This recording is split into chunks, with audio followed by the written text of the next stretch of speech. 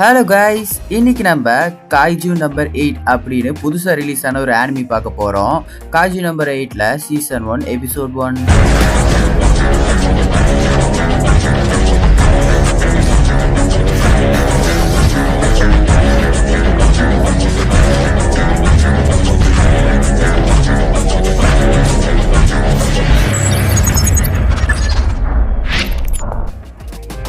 எபிசோடோட ஸ்டார்டிங்கில் நார்மலாக டோக்கியோ மாதிரி ஒரு சிட்டியை காமிக்கிறாங்க. அந்த சிட்டியில் நார்மலாக எப்பயும் போல் எல்லாம் நடந்துட்டுருக்கு. எல்லாரும் அவங்கவுங்க வேலைக்கு இதெல்லாம் கிளம்பி போயிட்டு இருக்காங்க. போகிற வழியில் பார்த்தீங்கன்னா நடுவில் ஒரு பாலத்தை காமிக்கிறாங்க. பாலத்துக்கு அடியில் தண்ணி. அந்த வழியாக ஒரு காட்ஸிலா மாதிரி ஒரு உயிரினம், அது காய்ஜூன். இந்த ஆனிமியில் காய்ஜூன் சொல்லுவாங்க. இதை நம்ம டைட்டன்னு சொல்லிக்கலாம். டைட்டன்னு சொன்னால் நம்மளுக்கு கொஞ்சம் ஆல்ரெடி கேள்விப்பட்ட கேருங்கிறனால கொஞ்சம் மிங்கிள் ஆகும். ஸோ அதனால நம்ம இதை டைட்டன்னு கூப்பிட்டுக்கலாம். ஆனால் இதோட பேர் காய்ஜூ. ஓகேவா? சரி, இந்த டைட்டன் காட்ஸிலா மாதிரியே தான் இருக்கும். ரியலி ஃபுல்லாகவே காட்ஸிலா மாதிரி தான் இருக்கும். அது வெளியே வருது. வெளியே ஊரில் சும்மா டிஸ்ட்ரக்ஷன்ஸ் ஏற்படுத்திட்டு இருக்குது. ஊரில் மக்கள்கள்லாம் கொண்டுட்டு அது எதுன்னு பிடிச்சி இடிச்சு தள்ளி விட்டுட்டு இருக்குது. அதை இது பண்ண மிலிட்ரியை அனுப்பிச்சிருக்கிறாங்க. மிலிட்ரி வருது. மிலிட்ரி அடிச்சு பார்க்குது. ஆனால் அதுக்கு ஒரு பாதிப்பும் இல்லை. அண்ட் அதுவும் பார்த்தீங்கன்னா பில்டிங்காக தள்ளி விட்டே போயிட்டு இருக்கு.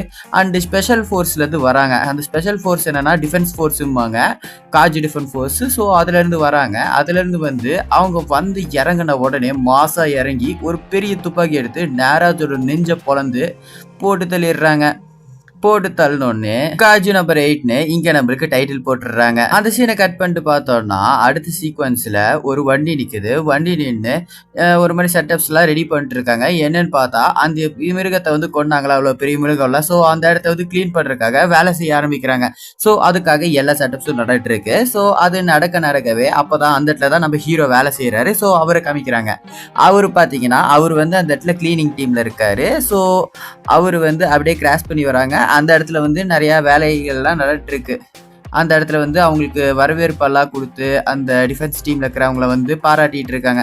ஸோ அதை கிராஷ் பண்ணி போயிடுறாரு. போயிட்டு அந்த இதெல்லாம் க்ளீன் பண்ண ஆரம்பிக்கிறாங்க.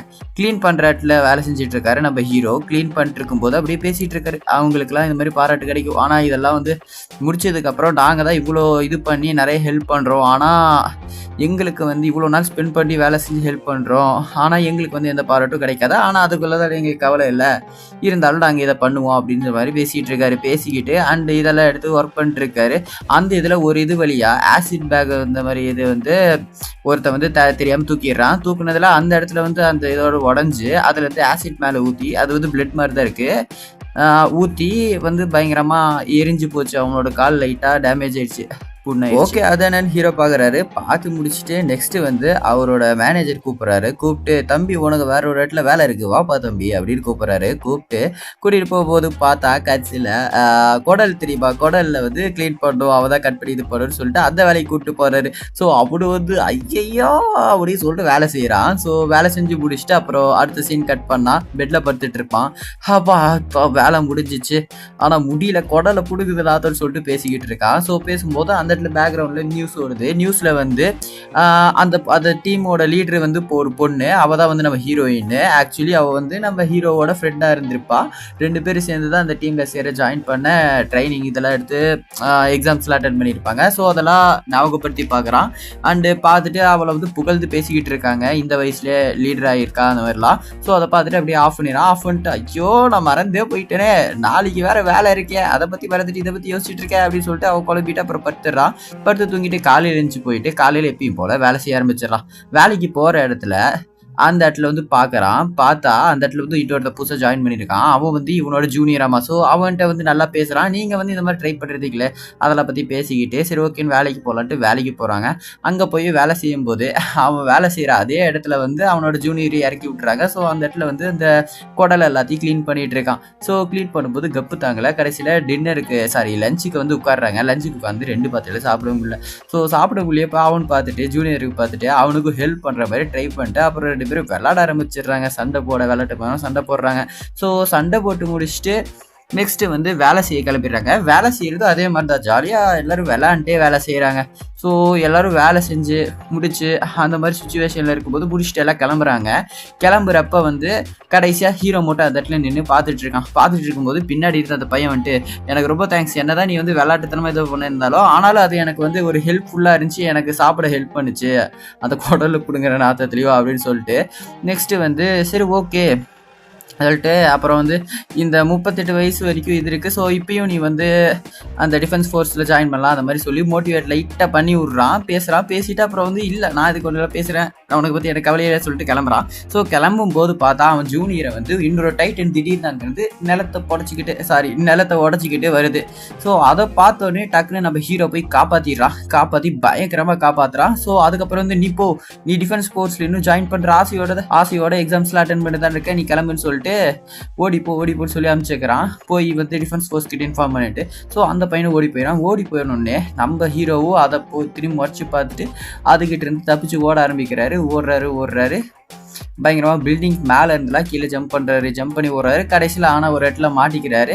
நெஞ்சிலேயே வந்து அடித்து படுக்க வச்சுட்டு கடைசியில் சாப்பிட போகிற டைமில் அந்த ஜூனியர் வந்து நம்ம ஹீரோவை காப்பாற்றிட்டு நான் டிஃபென்ஸ் ஃபோர்ஸ் கிட்ட அலர்ட் பண்ணிட்டேன், அவங்க வந்துருவாங்க, இந்த இதில் நான் ஒன்றை காப்பாற்றாமல் நான் விட்டுட்டு ஓடி போனால் நான் டிஃபென்ஸ் ஃபோர்ஸில் ஜாயின் ஆக்கியே கிடையாது, என்னால் ஆக முடியாது அந்த மாதிரி பேசிட்டு அவன் தொடர்ந்து சண்டை போட்டு இது பண்ணுவாங்க. அப்போ டிஃபென்ஸ் ஃபோர்ஸும் வந்துடும். ஸோ வந்த உடனே வந்து அந்த இதை வந்து போட்டு தள்ளிடுவோம். அந்த இடத்துல ஒரு டைகர் இருக்கும். ஸோ ஹீரோயின் தான் வருவோம், வந்துட்டு போட்டு தள்ளிட்டு முடிச்சுட்டு அவங்கள டேக் கேர் பண்ணிக்கோங்க அப்படின்னு சொல்லிட்டு போயிடுவா. போனதுக்கப்புறம் ஹாஸ்பிட்டல்லேருந்து இது சீல் கட் பண்ணி காமிக்கிறாங்க. ஹாஸ்பிட்டலில் படுத்துட்டு இருக்காங்க. ஸோ அந்த இடத்துல வந்து அவன் பேசுகிறான், ஜூனியர் பேசுகிறான், மோட்டிவேட் பண்ணுறான். ஸோ இவனும் நம்ம ஹீரோவும் வந்து மோட்டிவேட் ஆகிட்டு நான் காய்ஜு டிஃபென்ஸ் ஃபோர்ஸில் ஜாயின் பண்ணணும் திருப்பியும் வந்து அவனுக்கு மோட்டிவேஷன் ஆகுது. ஸோ அந்த இடத்துல டக்குன்னு பார்த்தா முன்னாடி ஏதோ பூச்சி மாதிரி வந்து நிற்கிது.